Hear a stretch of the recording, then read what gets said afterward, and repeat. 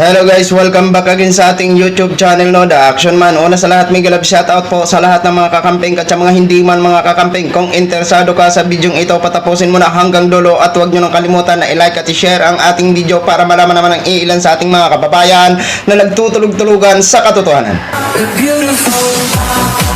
So muli naman nagbabalik ang nag-iisa nyong host na si The Action Man para magbigay ng komentaryo at reaction sa mga mainit ng issue ng bayan. So ito ho mga ka-action, mga kakamping ko, may gusto lang ho ako na i-share sa inyo.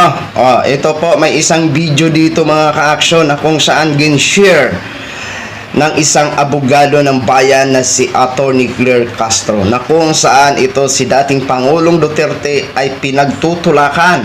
Ito si Senate Bato de la Rosa na siya na ang mauna. Usapang ICC po ito mga ka-action, mga kakamping, no? Ito po ang paghimay-himay naman ni Attorney Claire Castro ho mga ka-action, kasi alam naman po natin na lagi po itong pinupukusan ang case na ito, ICC versus Duterte nga ho mga ka-action, mga kakamping. Mainit na mainit pa rin ito na issue. Okay, so nung mga nakaraang araw nga nagpahayag si dating Senador Antonio Trillanes na kung saan may sinabi siya ng mga kapulisan na may nakausap na daw, etc. No? Pero dito po natin malaman kay Attorney Claire ang kanyang paghimay-himay ho mga ka-action, kasi siya po ang talagang siyempre abogado po siya. Alam niya po ang mga sitwasyon kung anong pwedeng mangyari at anong hindi pwedeng mangyari. Okay? So highly recommended ko po ulit Batas with Attorney Claire. Sa hindi pa po nakapag-subscribe ng kanyang YouTube channel, Batas with Attorney Claire, no? Baka nagtataka ho kayo mga ka-action, mga kakamping, kung bakit lagi ko po pinipicture dito si Attorney Claire. Wag po kayong mag-alala, may authorization ho tayo na pwedeng gamitin ang kanyang video para mapanood nyo man mga ka-action, mga kakamping. Ang purpose niya ang maipakalat ang kanyang magandang mga opinion o pagbibigay linaw sa mga bagay-bagay na nangyayari sa ating bansa ho mga ka-action. Kaya syempre, bago ko po ipapanood sa inyo ang kanyang paghimay-himay, highly recommended ko po na isubscribe nyo ang kanyang YouTube channel, Batas with Attorney Claire Castro. Okay? So dito na po mga ka-action, panoorin na po natin ito mga ka-action. Hello everyone! Welcome back to my YouTube channel, Batas with Attorney Claire Castro. Pag-usapan natin itong mga revelasyon ng dating Senador Trillanes patungkol sa di umano'y pakikipag-ugnayan ng ICC sa 50 pulis. Active ang iba at ang iba naman ay retired na. Sila ay di umano ay sangkot o may kinalaman sa reklamong crimes against humanity na nakasampa laban kay dating Pangulong Duterte at sa iba pang mga kasabot niya. Di umano. Linawin lamang po natin, Senator, nakipag-ugnayan pa lang ba ang ICC dito po sa higit 50 pulis na sinasabi po ninyo, o actual na po silang nakausap? Ang impormasyon po natin na nakuha ay nakipag-ugnayan na ang ICC dun sa mahigit 50 na mga active and retired police officers the past 2 weeks. No?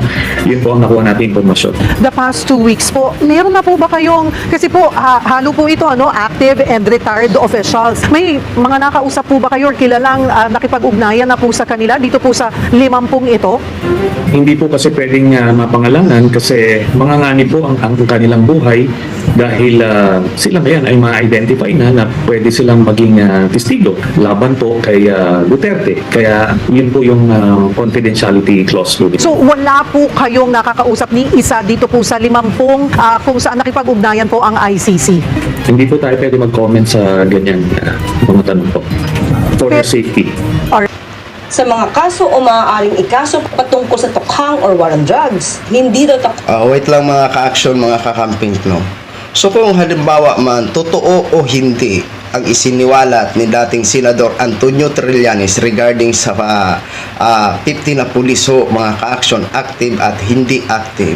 So kung para sa akin mga ka-action, dapat hindi na lang yun isiniwalat kung totoo o hindi man ang kanyang sinasabi. Dahil alam naman po natin na ang pag-iimbestiga ng ICC ay palihim nga po ito, no?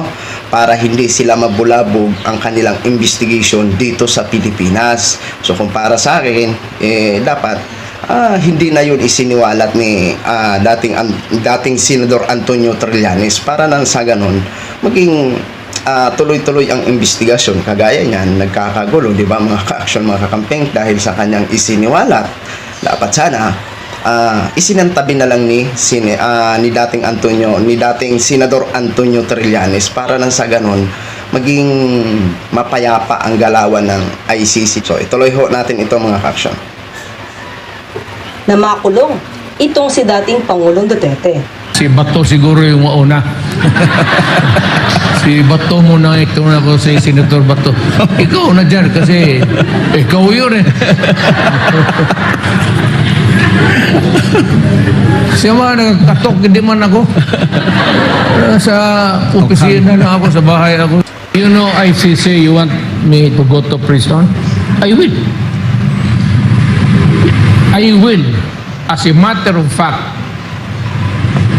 I did it as a matter of principle. So that I will die for it and go to prison and rot there until kingdom come. At pati ang trabaho ng ibang pulis sa pagtutokhang Wait lang ha. Narinig nyo po yun? Sa salita ni dating Pangulong Duterte, hindi siya takot na makulong. Hindi siya matakot na makulong, pero nangangamba. Alam naman po natin last year na kung ano-ano ang sinasabi niya. So itong pagbitaw niya ng mga salita na ito ay hindi pa kasagsagan talaga ng mainit na issue sa ICC para sa kanila sa investigasyon ng ICC para ho sa kanila. Kaya nakapagbitaw siguro ito siya ng mga kung ano-ano ng mga salita. No? Ayan ha. Pinagtutulakan niya si Senador Bato de la Rosa. Si Bato de la Rosa daw ang mauna. Nandun lang daw siya sa opisina niya sa bahay niya. Paano na Senate Bato de la Rosa, ikaw nang pinagtutulakan ng amo mo.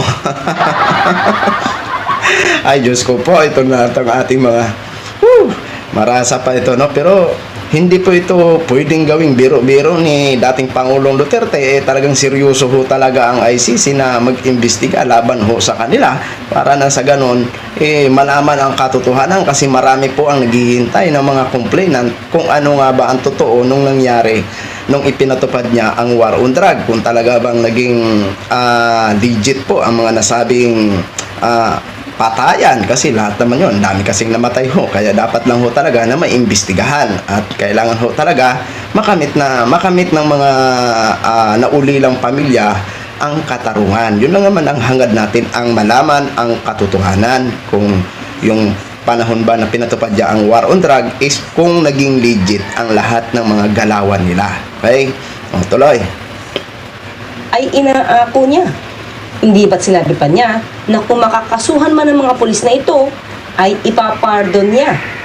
My orders are sa police pati military, pati mga barangay, na pagka ginulo at nagkaroon ng okasyon na lumaban at ang buhay ninyo ay nalagay sa alanganin, shoot them dead. Alam mo, we are ready for you. Gulo o batalan o patayan, I will not hesitate my soldiers to shoot you. Pero ano ang nangyari sa mga pulis na nasangkot sa kaso ni Kian de los Santos? Ang mga pulis na ito ay gumagawa lamang di umano ng legal na operasyon patungkol sa war on drugs ni dating Pangulong Duterte. Ngunit hindi ito kinatigan ng korte at nadeklarang guilty ang mga pulis na nakapatay kay Kian de los Santos. We are very happy for the decision rendered by Judge Azucena because he promulgated this morning a judgment of conviction of the crime of murder punishable by reclusion perpetua or 30 years maximum imprisonment. At ayun, hindi nga sila mapapardon ni Pangulong Duterte at naiwan na sila sa ere. Hindi po gagawaran ni Pangulong Rodrigo Duterte ng pardon ang 3 pulis Caloocan na napatunayang guilty sa pagpatay kay Kian de los Santos noong nakaraang taon. Maraming naging sangkot dito ng mga pulis sa war on drugs ni dating Pangulong Duterte dahil sa binitiwang pangako na sagot nga niya ang mga ito at ipapardon niya kapag sila ay nahatulang guilty. At ngayon, ang mga pulis na nakademanda, hugas kamay na ba si dating Pangulong Duterte? Ang sabi niya ay sasagutin lamang niya kung gumaganap sa tungkulin. Ayon po sa Pangulo, nangako siyang ipagtatanggol niya mga sundalo pulis kung nakapatay sila sa pagganap sa tungkulin at lalagay sa panganib ang kanilang buhay. Git po ng Pangulo, hindi kasama dito ang murder. Ang daling umiwas, di ba? Ngayon, ayon kay dating Senator Trillanes, 50 pulis ang ninanais daw na makausap ng ICC patungkol sa kanilang investigasyon. Pero sinabi ng tagapagsalita ng DOJ na ang mga aktibo pa ng mga pulis ay pinagbabawalan na makipag-cooperate sa ICC. Just like everybody else, we found out from Senator Trillanes about this supposed development. But I think we've been consistent from the very start that we have a working justice system here in the Philippines, evidenced by a lot of different cases and reforms that we've been undertaking. And the commitment has never been stronger, to prevent and to hold responsible and accountable those erring law enforcement officers who engage in this heinous crime, I would say, of extrajudicial killings. So even without verifying the information, the government stance is consistent ever since. The president has been very firm by saying that we will not recognize the jurisdiction of the ICC because we indeed have a very well and robust justice system. This is a government policy. So when a government officer or official is coordinating with the ICC against the direction or the orders and the policy of the government, there may be accountability involved. So it's if there's any law enforcement or government official that goes against the policies and orders of the authorities in position, then obviously there will be some sort of conflict of interest. There will be accountabilities and definitely liabilities that go with it. There are certain provisions under Republic Act 6713, which is the conduct of public officers. So these are ethical guidelines followed by all public officials. And obviously, if you go against the policy, it will be found under those provisions, the liabilities. Pero ang mga pulis na ito na hindi sasagot Oh, wait lang ha. Doon sa isang sinabi ni dating Pangulong Duterte, 'di ba? Maliwanag, shoot din. Kapag manlaban, shoot din. Ipagtatanggol ko lahat ng pulis, sundalo na masangkot sa ganyang ano na ngayon ang nangyari. Pangako niya na ipapardo niya ang lahat ng pulis kapag magka-problema. Paano po ipardon ni dating Pangulong Duterte? Hindi na po siya ngayon ang presidente. Di ba? Hindi ba naisip ni dating Pangulong Duterte na 6 years lang ang kanyang termino? Bakit na ipangako niya ngayon? Diyan sa mga pulis na yan. Di ba? O paano na yung mga pulis na nahuli at nahatulang guilty? Di ba? Naipapardon ba ni dating Pangulong Duterte? Wala. Paano nga po ipardon? Hindi na po siya ang presidente. Hindi na po siya ang commander-in-chief. Si Mr. President Bongbong Marcos na ang commander-in-chief ngayon. Di ba? Paano ipapardon? Oh, tapos ngayon, narinig niyo po yon? Sabay sabi ng reporter, hindi daw maano ni dating Pangulo ni President Duterte ang hindi daw kasama ang murder. Anak naman ng patulan na may bangs. O, diba? Ganun ho ang mga Duterte. Mga ngako po, tapos pag oras na mapahamak na ang kanilang mga inuutosan, wala na. Diba? Maghuhugas kamay na po. Ganun ho ang galawan nila. Diba? O, tingnan nyo po ang nangyari sa Davao nung ipinatupad ni Mayor Basti Duterte ang gera kontra droga. Piodisago, 7 na agad ang namatay. Anong nangyari doon? Natanggal sa serbisyo ang mga pulis na sumasama sa bypass operation.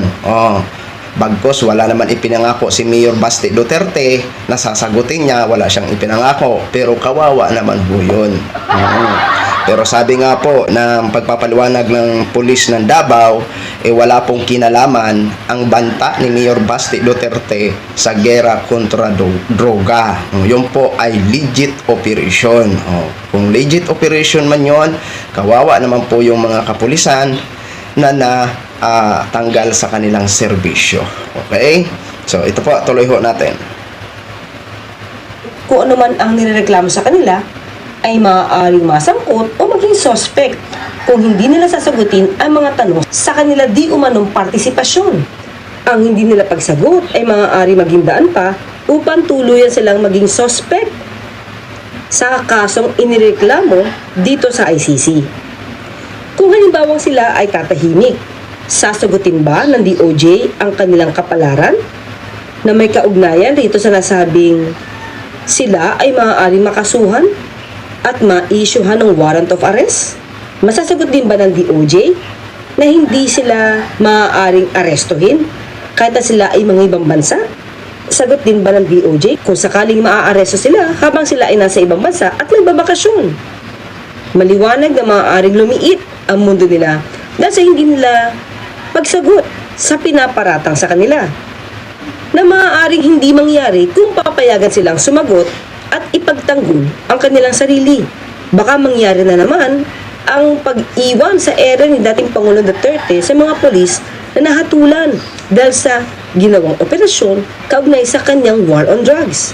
Iginigiit ng DOJ na maaari sampahan ng kaso ang sinumang lalabag sa polisiya nang hindi pakikipag-coordinate sa ICC. Cooperation of the government with the ICC probe.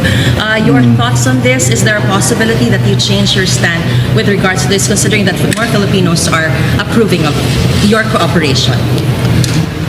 Well, it opens a Pandora's box because again, it's still those questions of jurisdictions and sovereignty that I haven't yet seen a sufficient answer for. And until then, I do not recognize their jurisdiction in the Philippines.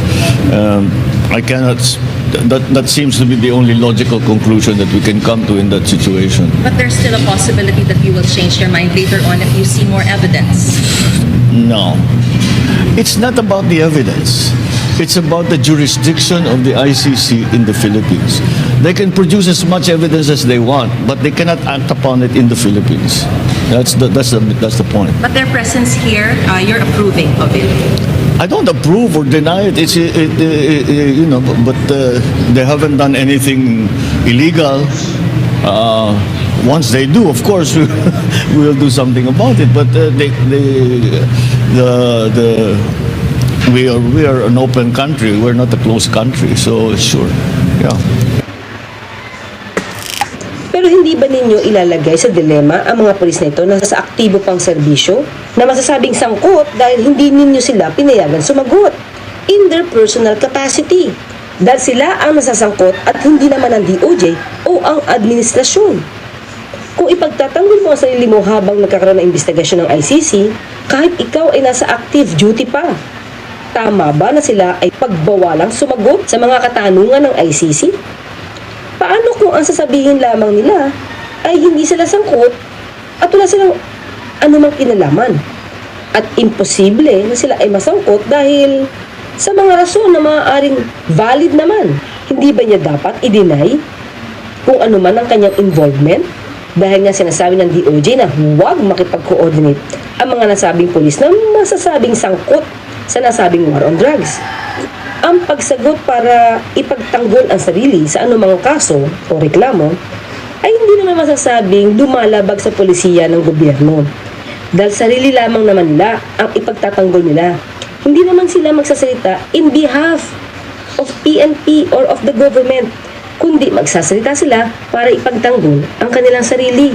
Ang sabi ng DOJ ay gumagana naman ang mga korte at ang hustisya sa Pilipinas. Been consistent from the very start that we have a working justice system here in the Philippines, evidenced by a lot of different cases and reforms that we have been undertaking, and the commitment has never been stronger, to prevent and to hold responsible and accountable those erring law enforcement officers who engage in this heinous crime, I would say, of extrajudicial killings.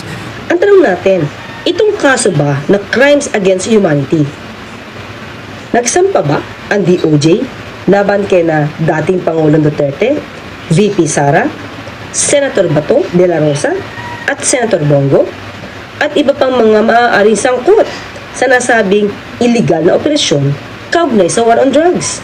Ang tagal nang naireklamo ito sa ICC at kaya nga sila dyan pumunta at dumulog ay dahil sa paniwalang walang mangyayari sa mga reklamong ito kung dito sa Pilipinas gagawin. So ang tanong natin, nasampahan na nga ba ng kaso sina Pangulong Duterte kaugnay sa reklamong crimes against humanity? Hanggang sa susunod, magkita at magkarinigan tayo. Ako po sa Tony Claire Castro, nagpapalalang, huwag tulugan ang inyong karapatan. Alright, okay. Narinig na ho natin ang paghimay-himay ni Attorney Claire Castro. Ayan, palakpakan. Okay? Maraming salamat po, Attorney Claire, sa iyong magandang pagpapaliwanag, no, regarding dito sa mga issue na ito, no. Yun po ang pinakamalupit na tanong ni Attorney Claire, kung nasampahan na nga ba ng kaso ang mga personalidad gaya ng binanggit ni Attorney Claire. Yun po ang malaking question mark. 'Di ba? Kasi sa ICC iniimbestigahan. Okay? Dito sa atin ang tanong kung nasampahan na sila ng kaso. Alright? Simple lang ho, mga ka-action, mga kakamping naman eh. 'Di ba? Alam na po natin ang mga galawan dito. Pero hindi pa rin tayo titigil sa paghintay. Hindi ho tayo susuko sa paghintay kung ano po nga ba ang kahinatnan sa mga maaaring mangyari at hindi pwedeng mangyari regarding dito sa mga issue na ito na binabato sa mga Duterte ho, mga ka-action, at kay Sinit Bongo, Sinit Bato de la Rosa at iba pang mga tao na maaaring makasama, mga ka-action, mga kakamping, no? So, hopefully, lang ho tayo ng mag-antabay lang ho tayo sa mga mangyayari, okay? Mahirap po magkomento ng sobra-sobra na hindi naman totoo.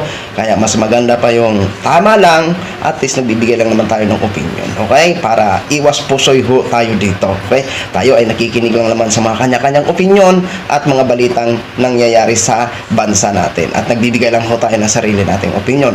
Wag na wag ho tayo gagawa ng mga kwentong-kwentong barbero na hindi naman totoo, dahil yan ang ikapapahamak natin. Okay? So yun lang ho, mga ka-action, no? Hanggang sa muli. Maraming salamat po sa ating mga viewers Luzon, Visayas at Mindanao, all over the world. Ako po ang inyong lingkod, si The Action Man. Have a good day, everyone. Beautiful.